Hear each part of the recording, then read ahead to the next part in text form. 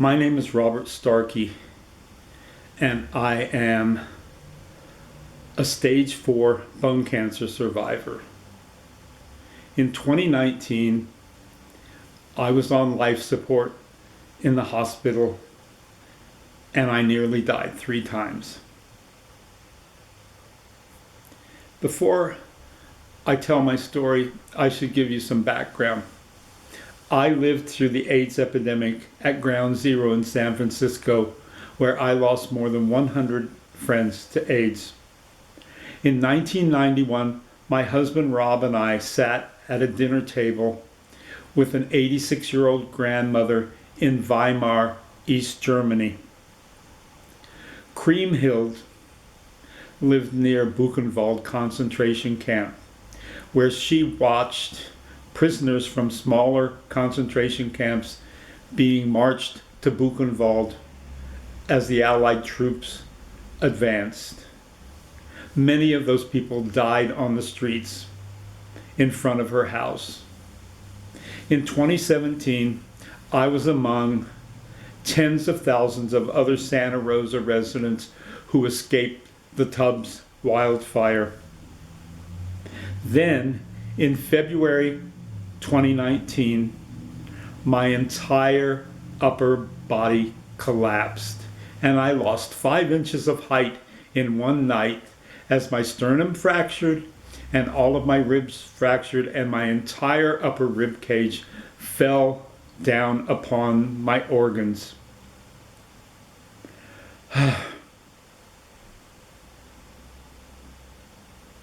So, the story I want to tell you today is about Facebook. And I need to tell you the bad part first so that you understand the context of this, and you'll understand why I just gave that introduction. A couple of weeks ago, I got a notice from Facebook that I was in violation of their terms of service, and that one of my photographs was being removed. That photograph was from the archives of the Holocaust Museum in Washington, D.C. And it was pictures of the bodies piled up outside of Dachau concentration camp. And I posted this as a historical reference to the threat that I saw to what was happening in America.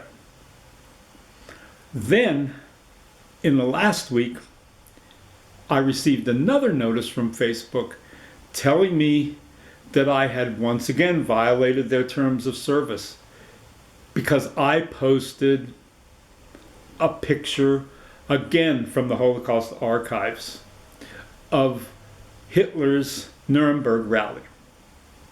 And I mentioned that I was disturbed by a news conference that I saw given by the former President Trump, and how it made me think of Hitler's Nazi rallies.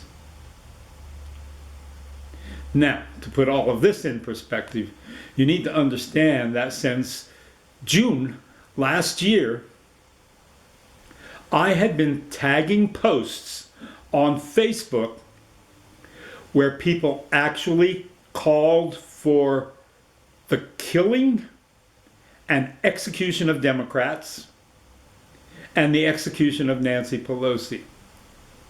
When I tagged those posts, sending them onto Facebook, they told me that those posts did not violate their terms of service.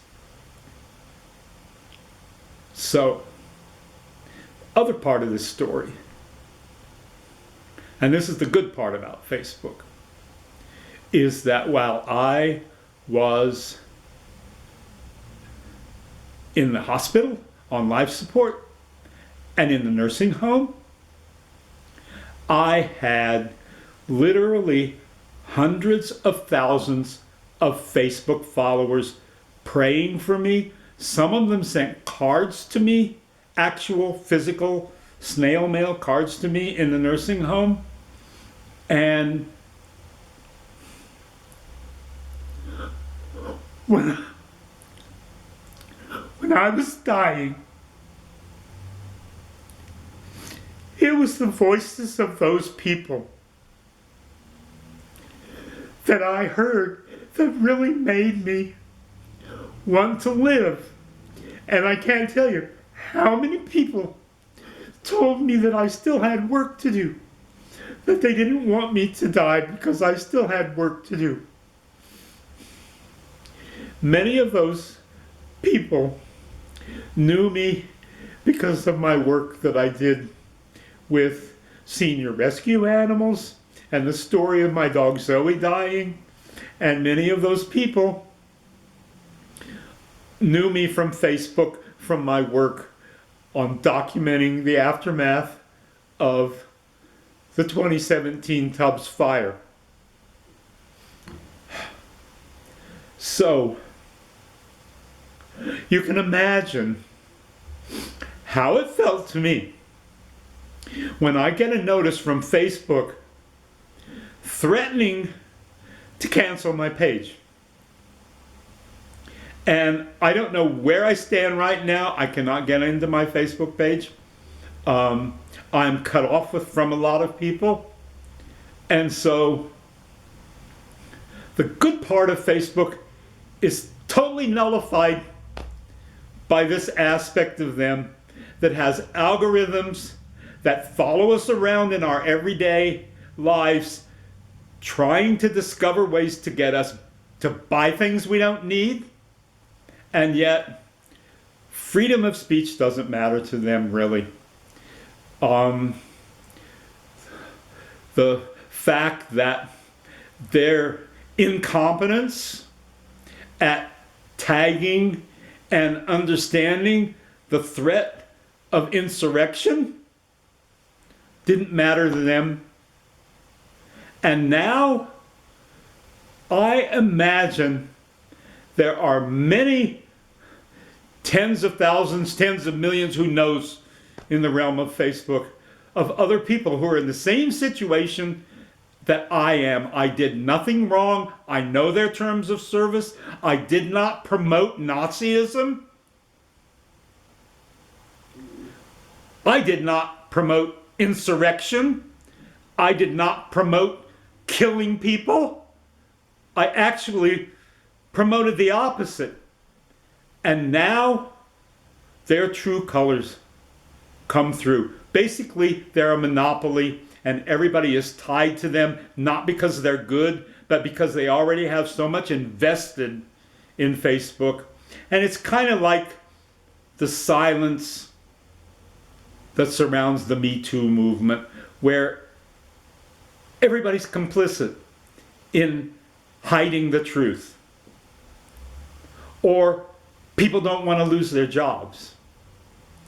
And so I just want people to know that this has happened to me, and that it's probably happened to many, many, many other people. Thank you.